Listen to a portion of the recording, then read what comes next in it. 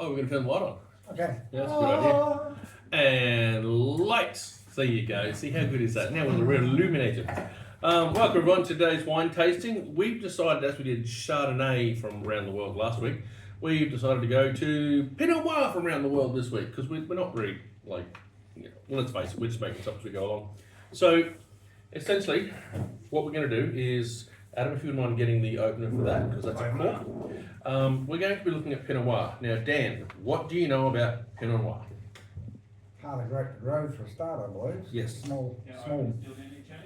Smaller grapes and harder. Thin skins, very thin skins is probably the big part. It does really well in cool to cold climates. It is grown actually all over the world, in a whole bunch of different places. Warmer regions do grow it, but it does suffer from a lot of disease pressures when they do. You can give it another shot. There you go. So yeah, it's one of the Pinot Noir, thin skin grape, fairly a late, not a late harvest, but early to mid harvest region. Sometimes you can let it hang a lot longer, but generally you want to pick it while the acidity is nice and firm and the phenolics or the flavour, the ripeness of the grape is right on. So generally you'll be sitting a Beaumet between 12.5 to 13.5.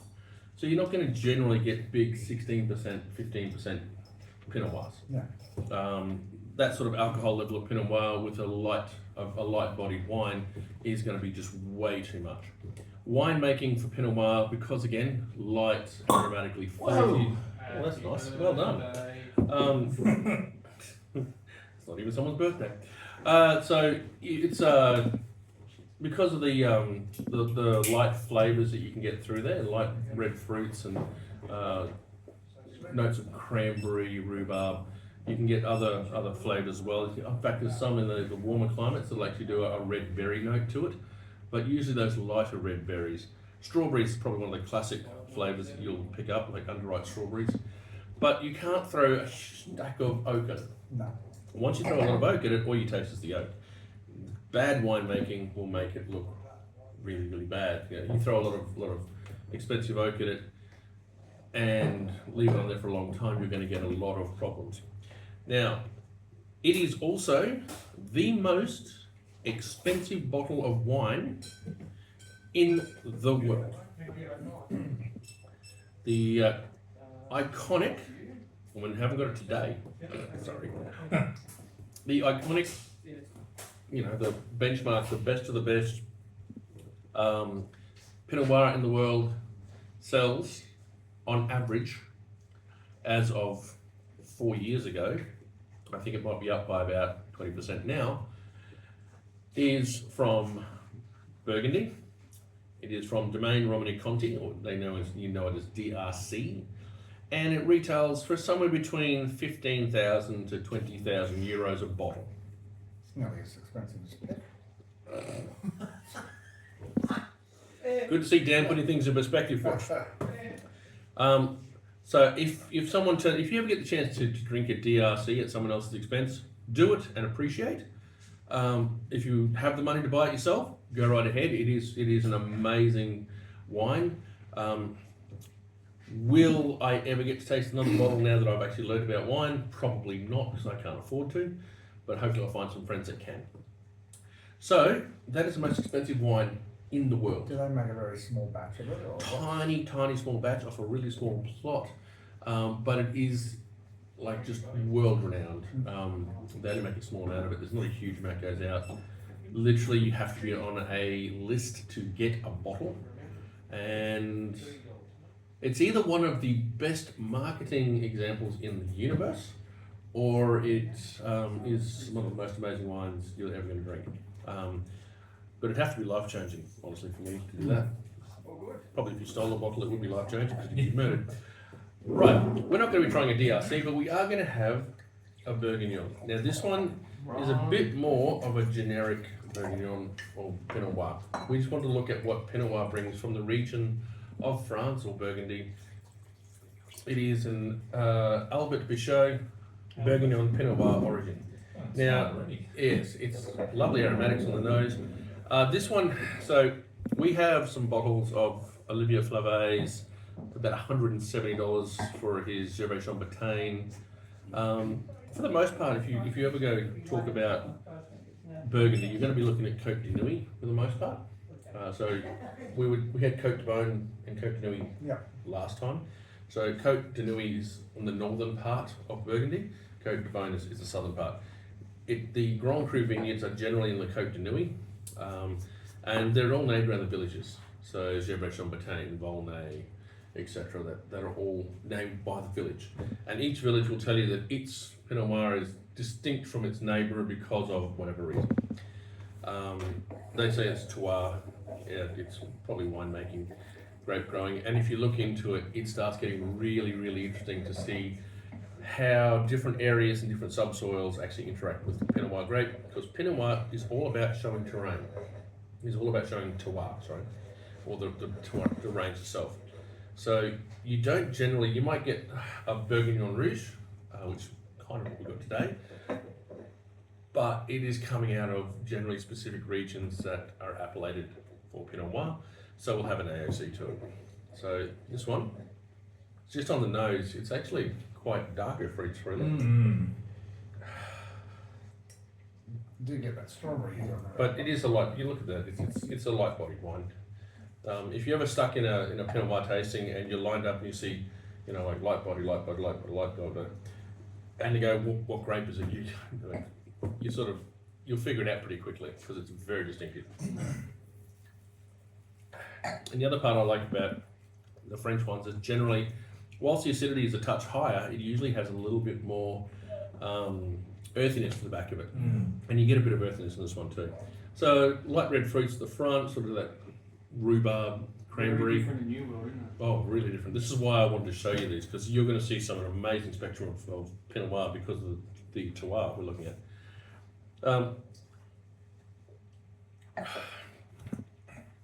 Light-bodied, light flavours, lovely nose, like the perfume is there.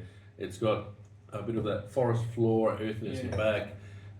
There's a little bit of funkiness going on as well, which is, some people talk about Burgundian funk. It used to mean bad winemaking. Now it's almost, and I won't say it's to do with any sort of winemaking issues, I think it's to do with the grapes more than anything else. They do receive some really interesting flavouring that come out. Nothing like Barnyard or Hayshed or any of those off flavours. It's just got this really background of just something that's almost intangible that you just go, oh wow, that's French. It's really subtle. Yeah, it's very, very subtle. Tannins are just silky and soft. No real grippiness about it. No, and the cheeks are watering though, which is good.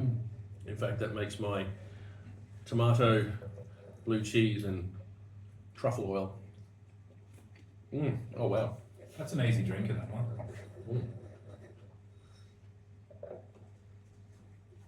Oh, have a look at that. Oh, wow. That's an oh wow one. Oh. Suckers. Yeah, sorry about that. I did actually make a bit of a mess when I was trying to put it together. So what do you guys think? Got any opinions, likes, dislikes? What you think it'd go with? I mean, that goes very well with that food. Antipasto. Salamis at the start of the meal. Rabbit. Oh yeah. It's Pigeon and rabbit. It's very different to New World. It's not that the fruit is. I suppose we always say with Old World versus New World, the fruit is subtler. It's not as. It's more about the acid and tannin than it is about the fruit. In Australia, New Zealand, all the New World areas, which is South Africa, New Zealand, Australia, America, South America, now China and Japan. Oh really? Yeah, they're getting into the market quite nicely now too. There you've got a lot of areas that are all punching essentially into the more fruit spectrum, whereas France has always been all about its tannins, its integration and its acidity. It's more brooding, isn't it? Just was old oak, not for very long. This one particularly, very old oak.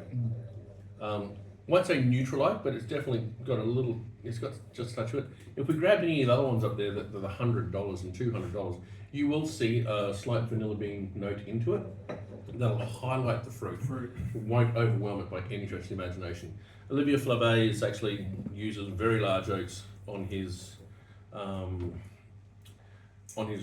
village particularly, but also on his Premier Cru and Grand Cru. He won't throw a truckload of oak at it. And he is probably one of the best winemakers in that region. My personal favourite is a guy from Mason Harbour. He's just a little garagist, and at some point we're going to look at garagist winemakers. Garagist winemakers are literally guys who use their garage to make wine.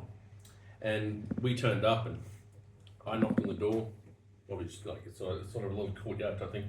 So I knocked on the door, and the guy comes downstairs and bonjour, bonjour, je suis Australian, non parle français. And he goes, oh, that's all right, I'm Canadian. I went, well, that's lucky. And what he does, he works in the region with the wine growers and winemakers, and he buys parcels of grapes, takes them home, puts them through his fermenter that he's got at home. Like he's got vats and fermenters and crushers. And then bottles it on his own bottling line at home, barrel ages it in barrels downstairs, and like he's got a lofty house on top there, a garage here, and then it's got this little cellar area down there. And it's honestly one of my favourite wines because the hand crafting on it was just amazing. Like, you know, there's art and passion and all this kind of stuff, and you talk about it.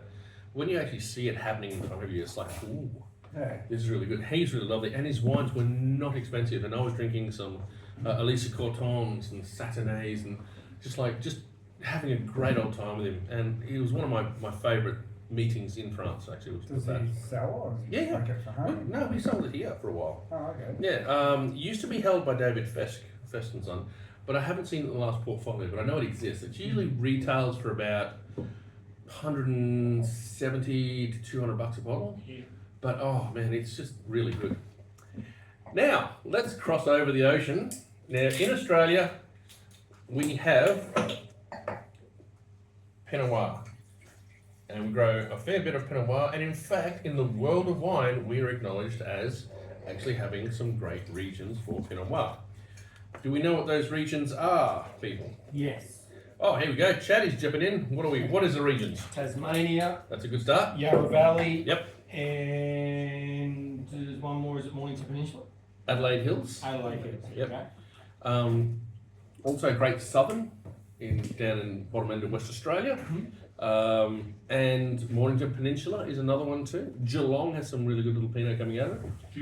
Yeah, so Then you get the odd spots like Oh. Rock and Shack, Rocket Shack, Eden Valley, yeah, that's a weird one. That is a really odd one. yet it works. Yeah, it really does. So we're going to go from light, elegant. The coloration is a little darker, not too much darker. See how light it was when you're pouring it out of the bottle.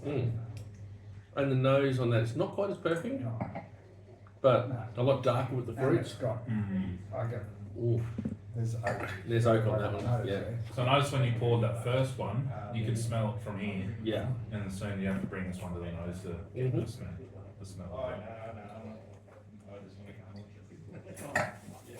The If more you're- that earthy make. If you're writing a note for it, when it comes to the aroma, you would go a high aroma or a medium plus aroma from the first one. This one, more restrained on the aromatics, but over the palate, much punchier with the fruit, a lot more darker fruits, a lot less of those light red berries and cherries, a lot more towards those darker fruits. You've got more earthiness to it, but that's also due to the high level of tannin in it as well. So you're getting that tannin dryness and that roundness of tannin, like the tannin in the last one was really silky and round. This one is smooth, but it's also getting a lot more of those forest floor notes. Just probably what I was smelling on the nose more so than earthy. Yeah. Now this is actually Tall Tales from Yarra Valley, from Yarrawood Wines. We actually have their entry level one for about $18, I think it is. This one normally retails for 30. I think we do it for about 23, 24, 25. It goes on special occasion for 22. Yeah. This is the next step up, and for me, it's chalk and cheese between. Well, the last one, just a lot more punchy with fruit, a lot bigger in every way, shape, and form. The alcohols are probably only about 0.5% higher. Yeah, it's only about 0.5% higher. And if you had the entry level one of that, it would be lacking the intensity and complexity that this one has. This one's way better. Mm. And this one goes excellent with batter. Mm. I was about to say I had the pate with it, and it went very well with it. Yeah. The pepperiness in the pate brings it. Mm. Okay. What do you reckon would match with this? Do you reckon something with a bit of spice or a bit of, maybe not overall intense, Pork? but A not overly seasoned pork. Like Yeah. Pork would be perfect with this. Yum. So it's kind of like a light plumbing sort of note to this one as well. That had to happen. The acidity is really well balanced in this one. I must admit, I really like the balance of fruit to acidity in this. The alcohol is definitely not overwhelming. It's still a lighter style. Now, we were talking about lining glasses up and having a look to see which one could be what. If you go, and you know it's a Pinot Noir, you can go light, light, light, light, light, light, light, dark, light. What do you reckon the dark one is? They're all Pinot Noirs. They're all Pinots. Yeah, they're all, What area? what area do you reckon it would be? The dark one. Do you mean just in Australia, or do you No, overall, in the world. I've done Pinot tastings, and I've had the same colour in every single glass except one. And without tasting it, I can tell you exactly where it's from. New Zealand? Where in New Zealand? Hawke's Bay, not Otago. Is it Otago? It's Central Otago. Fair enough. It's really, really weird. And just on the pour, Noticeable. you can just see. Now remember, this is probably one of the coldest climates you can grow Pinot Noir that actually will ripen. Look at the colour on that just on itself. That is a lot darker, like way dark. That's definitely medium bodied, whereas others are always light bodied. So when we say light to medium, light colours are generally almost rosé. It's light in parentheses. This is definitely medium bodied. That is dark, you can barely make your finger out on the other side of it. Now, what would that mean normally? Well, it would mean that the skins are either more macerated or thicker. Maceration is on the press then. Yeah, so they've left the skins on longer. Yep, they left the skins on longer to draw some colour out. Now this is also an organic wine too, just to give you a heads up. This is 2 paddocks, Picnic Pinot Noir. They're organic. They've been certified organic. Sam Neill's, Sam Neill the actor, it's his winery. Actually, he's probably more Sam Neill the winemaker as far as I'm concerned now. But the nose, We're not getting the earthiness like the yarrow one. no.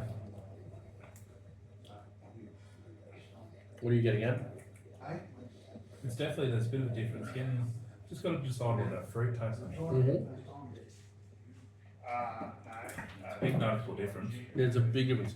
This is it can be really jarring because you've gone from really light, elegant, integrated, much more punchy fruit, a lot darker the fruit. This is now getting slightly darker again. This has a lot more fruit. A lot more fruit to it, a lot more intensity, and probably The acid's bigger. yeah, the acid is definitely bigger. It's only 13% though, so it's had because it's such a cold area. It's had a long time to ripen because you have to get the phenolics right and the ripeness of the grape correct. So the acidity is going to go up and down over the time period. It's been picked well and truly before it started going down. It's actually picked at perfect ripeness. That being said, though, the cooler area is going to make it a higher acidity to begin with. Yeah, do they just pull some grapes off and test it? There's two. Well, it's actually two ways I've seen it done. Well, it's the same way twice. So what they do is a guy walks along the road, grabs a random bunch, pulls them off, breaks it in his hand like that, checks the seed out, which is usually a green seed that's turned brown. And when the seed's brown, he'll then take a take a grape, bite it, it'll pop. He'll then crunch the seed to see if it actually is, desiccated. And he'll do this a lot with his fingers to see how much tannin is coming out of the skin. These are all the ways to check the grape. A lot of people can work off that. Once you start working the business, you then have to take bunches, go back, random bunches, go back, titrate them to work out, the bome, acidity levels and things like that. Sugar levels. And once you hit the right levels, harvest. So how would old mate do it in his garage in France? I get chalky. Yeah. Very, very chalky. I'm getting off Is this. that rely on someone else? Or No, what he'd do is he would literally be buying grapes from them after they've harvested them. The garages they don't have their own decide. vineyards. Yeah, so they basically get to decide when Yeah. the grapes are ready. Garages are too small to worry about that. They'll actually go and buy the juice from the bigger houses. Like he literally goes and works for free for a winery, and then he is able to buy the juice or the must at a much cheaper price, generally about 50%. Yeah. And then he'll take that home. Usually gets it trucked to his place, then put it to the vat, and then disappear again. He's actually in the town, so yeah, what he does is gives his time to get a massive discounted price. And garages do that. Not many garages winemakers are going to have their own vineyards because they just can't afford to. That's a win-win, really, I guess, for the vineyard. So you get all their grapes harvested for cheaper and then Yep. give a bit away. Or Yeah. cheaper, And don't so- have much left over juice, either, really. Yeah. If we really wanted to, we could say to, hey, Trevor, do you want to take us down and we'll help you with harvest or vintage or bottling? He'd go, yeah, sure, because he'd have to pay us. Mind you, flying us down and back these days would probably not worth his while. Yeah. Not when you got a fancy machine. Well, no, the fancy machine still needs someone to pack it in the boxes. Yeah. All right, so what do we think of that one, Ray? Chalky. I'm good. Tannins are a lot more chalkier, little bit drier, a bit more chalky. It is drier. The acidity is not as intense as the last two, but it is making my cheeks water, but not to the level of the other two were. The fruit is a lot more restrained, Subtle, isn't it? but it sort of weaves in and out. It's a beautiful wine, and in fact, if you are looking at Central Otago, the icon for Central Otago is Felton Road. Next door to that's Carrick, and I think 2 paddocks is down the road from them as well. But we've done Central Otago down on myself, and I don't think we found a bad Pinot the entire time we were there. We thought they were just amazing from start to finish. Now, Especially that one down that winding road on the edge of the cliff. oh, you need to stop. No, that was nice. That was what was that called again? The Viper, the Tiger, Shard Farm. Shard Farm. Shard Farm, they did rabbit range. Yeah, Oh, which is actually how we won that contest. yeah, that's how we on the competition road. That was great. Where they keep the barrel under the house, like Yeah. in under the. Oh no, you're thinking of Gibson Valley. That was the one we went to before we went to Shard Farm. Well, they had, Shard Farm didn't have the cave. No, they didn't. Yeah. But they had the. We walked in, went upstairs, and saw the guys up there, and then came back down. Oh, and yeah. drove through that horrible, and nearly fell into a gorge. I had this photo. Yeah, did you have to hang off the side of a gorge to do it? Parked next to a sign that says "Beware of falling." Beware of rocks." falling rocks. Let's stop here. Yeah, and Dan goes, let's stop here. So I pulled up. Dan said, oh, let's get out. And he got out and he walked in the back of the car. And I went, oh, okay. Dan's, because I'm sitting in the driver's seat, and Dan's got out to take a photo of it. He gets to the bungee jumping thing. Walked around, and all I had is, ah! And I looked, and I half expected to see Dan go, but no, he managed to hold on to the edge of the car because That was like steady as a mountain goat. Yeah, I was about to say, short Yeah. footage as a man go. That one on Simpsons. Bang, All right, so out of those three, what is it you like? Which one do you like the most so far? So I still like the French one best. Mm. So. Yep. I'd say that's, yeah. Yeah, I'm liking the French one. I like this pretty Yeah. much. I'd probably go, yeah, that's probably the order. The drinking Yeah. one's probably mine. If you did it in the wrong order, you wouldn't taste that French one anymore, I don't think. I don't know, we're going to go back to it again. So now, American. This is La Crema. Should we actually try this? Yeah, we should. I think in support of other countries, maybe we shouldn't. Well, we haven't finished the entire civilization today. Maybe tomorrow. Maybe tomorrow. We'll work on it. I'll just keep saying it. Let's keep going. This is going to be. This is 6 years old for starters. It's a half bottle, which means that the oxidation levels have. This will age quicker because it's in a smaller bottle. So, but we're still going to try it because this is La Crema Sonoma Coast Pinot Noir. 13.5% alcohol, which you're generally going to get a higher alcohol coming from States anyway. As you said last week, everything's bigger. Yeah. Oh, wow, that's darker again. And this is darker again. Oh, No, maybe not. I don't think so probably actually. actually slightly lighter. Slightly lighter, Darker yeah. than those two. Yeah. Now, what did I say about American wines last time, guys? Everything's bigger, bigger fruits, bigger everything. Pretty much. So let's have a look. Texas. Well, the nose is much punchier. Oh, definitely. Jesus, that is punchy. That's got a little, It's like licorice. like an anise. Yeah, anise to note to it. It still lingers after you move the glass. Holy wow. Okay, if you were a Shiraz drinker, that's your Pinot Noir of choice. That one there. That is really punchy fruit. There's a fair bit of oak in that too. Oh, I'm a fan of that one. Yeah, I thought you'd be a big fan of that one. Yeah, look, for the French drinkers, that would be an obscenity. For the Australian drinkers, that would be an awesome punch in the face. For the New Zealand drinkers, that would probably be a bit too much. Chatty, let's see how you go. Okay, take a mouthful.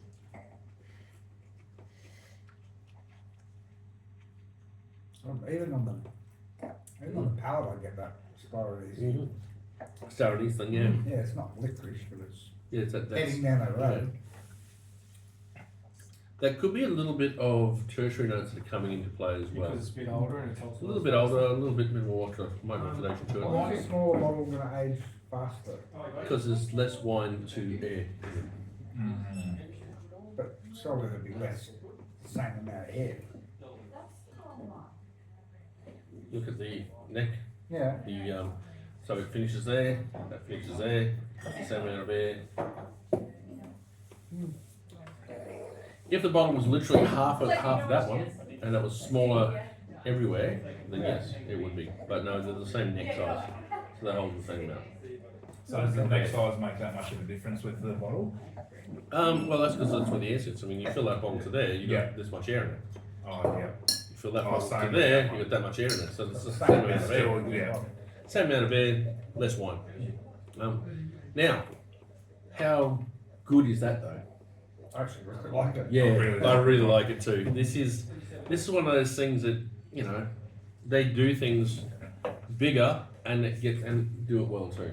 Like, well, by the way, just to give you a heads up, nothing that comes out of the States imported wise generally is going to be terrible because there's a lot of palate weights and tasting before it even gets here. If you went and bought a Russian River Pinot Noir, you're probably seeing something a lot more French style, but would have the fruit of, if that makes sense. It would be flavors would be more intense versions of that. But they'd still have a very similar flavor profile to it, but the terroir in this is massively different. So, cool to cold climate, lots of limestone, lots of high winds, lots of cooling breezes. Yarra Valley, warm, so medium to warmer climates in the world of wine compared to the others. Yep. It is. So let's go back. It's a lot of limestone and shale notes underneath clay. This one here is a lot more of those graphite and granite notes over the top of sweet FA. And this one, Sonoma, is going to be crumbly clays with probably an overlay of galettes on them as well. But underneath that, you're going to have a lot more of those sort of limestone notes there too as well. All four of them, this one is a cool climate as well, but not a cold climate. This one is a cool to cold climate. This one is closer to this in temperature. This one's closer to this in geographic subsoils. This one's closer to this in terms of like graphite and other bits and pieces. That'll probably the wings and things like that. So whilst they all draw from the original grape, they all have different flavours due exclusively to that region. There are a few clones of Pinot Noir around, Burgundian clones, but you don't generally make, still wines with, Pinot Noir without Burgundian clones being there. You can actually have Champagne clones, and Champagne clones are used obviously in Champagne, and Champagne is Pinot Noir, Pinot Meunier, and Chardonnay for the most part. So you can get, Champagne clones of Pinot Noir, but they're generally going to be used for sparkling. How do you reckon they'd go if they all had the same grape? So take it from France, take it to show where they let the French do what they want with that. Yep. You mean Let New so Zealand do what they if want it was with the same winemaking? No, so the same grapes, like the same must. Oh, the actual same must. You're probably going to get. Oh yeah, no, okay, that would be Because different. then it would be pure winemaking. Yeah, no, it would look like one of the reasons. If the must came from Yarra, it would look like Yarra. If it came from Sonoma, it would look like Sonoma. It don't matter on the winemaking. Oh yeah, unless the winemaking had something radically different on it, probably not. I mean, this one has got very, very old oak. This one has some newer oak to it. This one has some old oak to it, and this one definitely has a lot more newer oak to it. If it was the same grape, depending on where the grape's from, if it's from France, that would be way too much winemaking. If that would be fine. This one may be just a touch too much winemaking. If it's Australian grapes, then that would have not enough winemaking on it. That would not be enough winemaking on it. That would be probably too much winemaking on it. If it was American grapes, you can just see how this is going to end up. So the winemaking is determined by the grapes, which is why when I talk to winemakers about terroir, the final part of terroir is the winemaking involved.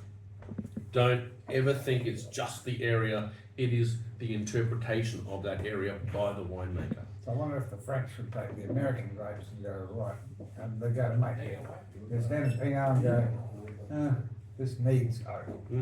So they would probably add oak to it. So the mindset of the French winemaker, and by the way, I only talk to people, I don't know them so well to get into their head that deeply, but they would probably look at that and go, they'd probably go, way too much fruit, pick it earlier. If I got given that must, they'd be looking a way to pare back the fruit rather than increase the fruit. An American winemaker given these grapes would be going, we must increase the fruit. And by doing that, they would probably even capitalise it. Well, that makes sense. Yeah, it all depends on the, Australian winemakers are kind of renowned because we do a lot of flying winemaking into Burgundy, Côte d'Or, Bordeaux. And what we do is we come into the area, we look at the grapes that make the wine, and we're renowned for our use of oak in balance. So when it comes to the winemaking part of it, everyone's got their own little tricks of the trade and things like that. But when it comes to the oak regimes and how to balance, the Australian winemaker palates generally are renowned for the use of oak, or the restrained use of oak. We don't over oak. We generally oak, according to what we've got, what we have in front of us. And we're happy to expand our use of oak from French and American oak to Hungarian oak to acacia wood and things like this, depending on who you train and how you train. We travel, Australians travel the world learning the craft of wine. Then In they fact, come back and do it better. no, they'll come back and they'll take the lessons that they've learned over there and apply them to Australian winemaking. And in fact, all the top winemakers in Australia have generally lived, worked in, etc., in France to deal with grapes. And you'll find that a winemaker that can deal with grapes from other terroirs can see what it is that their wine can produce. Yeah. And I think that's a really important part. Is that what's the word I heard the other day? Travel broadens the mind and removes the biases. And it really does. It really does. You spend time traveling around, you're looking at wines that, if I was sitting in this shop 24/7 and I was given a bottle of Chianti and a bottle of, I don't know, Barolo and stuff like that, and I drank that, I would go, oh, if I've drunk nothing but Australian wine, it's like, oh, geez, oh, that's different. I need to open my mind up to the idea that these wines are showing the areas and they're of grapes that we don't generally use in Australia. Travel, holy shit, you don't get a choice. You're sitting there, you're at your table. Can I have a bottle of wine? Sure, what do you want? Whatever's from the local area. Yeah. Negro Amaro, Barbera, Barolo, Barbaresco. What have you got in your garage? Yeah, exactly. Whatever you've got in front of you. And that is the big part about it, is that you are literally going to be forced to experience other cultures and other places. And I think that is probably the most important part of travel. When you travel, you'll see more. Open yourself up. Don't just get on a cruise ship, go around and go, no, I want to look at that. Literally spend a couple of days trying to figure out how to say hello, and then spend some time just sitting, having a coffee, having dinner. Go to the People honestly, watching. yeah, people watching. The best thing I've ever learned, is when I went to another country. Is like, don't go sit on a piazza. Don't be looking at a Duomo or a museum or anything like that. Find the most out of the way, backwards, downstairs place, and you're going to get some of the best food, best conversation, best wine, best people. Because those guys are not trying to sell you anything, they're literally talking to you about their area. Whereas the people on the piazzas and, overlooking the Musée d'Orsay or overlooking in Paris, they're selling you things. Kind of depends on what country you go to, right? Not really. You may wake up in a bathtub for a while. Well, if you've got one kidney less, you don't need one. Or in the bathroom coming from both ends if you go to Asia. Yeah. And if you go to Asia, just remember you don't have the ice. Don't have the ice or the water. Or the water, yeah. Anyway, yeah. That American one you got there, I was just sitting here looking through your glass Mhm. because mine was empty. Yes. The legs on that are huge. It's still running down the inside of the glass. Yeah. From before. What's the alcohol? This has got to be at least 14.5, surely. But it's very well balanced. It doesn't taste. It doesn't taste ridiculously high. No, it's only 13.5. Is it? Yeah.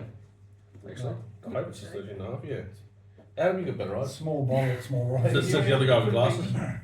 13.5. It says 13.5. It might have actually undergone a bit of tertiary notes in that, but I honestly think that the 13.5% alcohol, it probably has a little bit of glycerols left in there because of the grapes.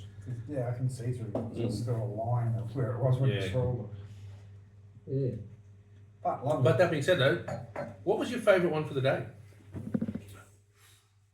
And by the way, we have literally gone up in flavour profiles, so maybe we just need to just go backwards a little I bit. think I still like I this think- one the best. Yeah, I think this might be one I want. Let's just go back and have a little touch more, just to see. Rose isn't going back. She's starting on that one, just to see what we liked. Well, at this stage, it's this one for me. but Yeah, I guess that's much more like the Australian big wines that we generally like. remember this is also open. These are all cracked and poured. This has actually led to evolve a little bit, and I think it's really good too. This one. Yeah, I'm going back to the French. Oh, I don't know. I might be. Yeah, I'm Yeah, getting no. close with Dan 1 and 4. Yeah, 1 and 4 are good. yeah, 1 and 4 Four are are good. excellent. 2 is good. Yeah, actually they're all good, but They're we're just good. trying to figure out which one. Which You, one's one? I think I like French. you go French? Where from? Dan? You It- stay with the American? I like the American, but it really would depend on what you're eating with those Yeah. two, I reckon. Yep. So you reckon, Adam? Do you want It's a steak, tough choice. Adam? Come on, man. Well, yeah, I don't have a whole bunch of time here, man. Let's make it 50-50. I'll go with Dan. You go with Dan. So Dan hasn't chosen yet. So which way are you going, Dan? No, I've gone the American. You've gone the American. I'm going to go the French. So Roz, you're the breaking decider. He So hasn't tried the others so yet. she's about to try You're the. gonna You've not chuck it- tried the first one. You've had the first one, the last one. That's all you need. Everything else is moot, it seems. I'd say probably like going the restaurant, I'd say tall tales and then two paddocks at the end. That's probably how I'd finish off that listing. I think just the two paddocks is a bit too chalky for me personally. Alright, the American. Anyway, Oh, there you go. America Pick wins. for America. Well, we don't know. They've won. support, yeah. Well, you know what they say. Ba ba ba ba ba. Hands together for America. Well, that was a great tasting. It was the best tasting. Small but beautifully formed bottle. Excellent. I made this person. I made this personally. It was the greatest Pinot Noir ever. It's So much smaller, but you felt it so much more. Yeah. Does he realise the rest of the world's just taking it? Yeah, I don't think they are. You want to hit the button there, Shaddy, because we're going to drink well. Drink with the subby. Cheers. Is that the CIA? Shit! Is the chopper coming?